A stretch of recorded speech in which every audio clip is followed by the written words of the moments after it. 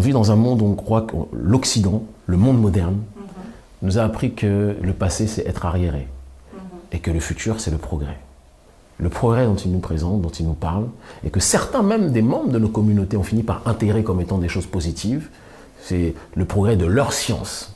Une science sans spiritualité, une science païenne, comme on dit, ou, comment te dire, aujourd'hui, par exemple, qu'un homme puisse donner naissance, c'est le progrès.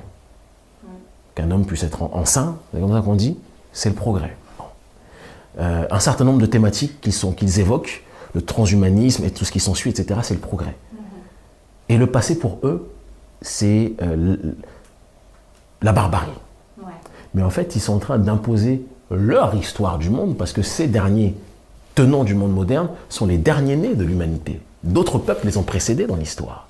Et donc, eux, leur passé, ils ont commencé par la barbarie, mais au moment où leur barbarie commençait, nous étions déjà dans une dynamique, nous autres, de royauté, sans essentialiser, sans globaliser. Moi, je ne parle pas de théorie, comment dirais-je, darwiniste, je ne crois pas à la théorie de l'évolution, on était un singe, etc. Peut-être que eux, les Occidentaux, ils ont commencé par être des singes et se sont développés, ça c'est leur histoire, pas de problème. Mais dans nos traditions, non, dans nos traditions, tout ce que j'étudie, aucun ancien me dit que nous, on venait des singes.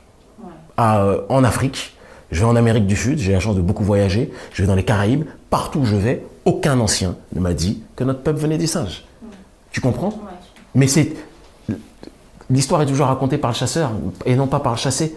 Donc ils imposent une vision de l'histoire où pour eux le passé est la barbarie parce que leur passé fut barbarie, mais notre passé fut la totalité et la primordialité.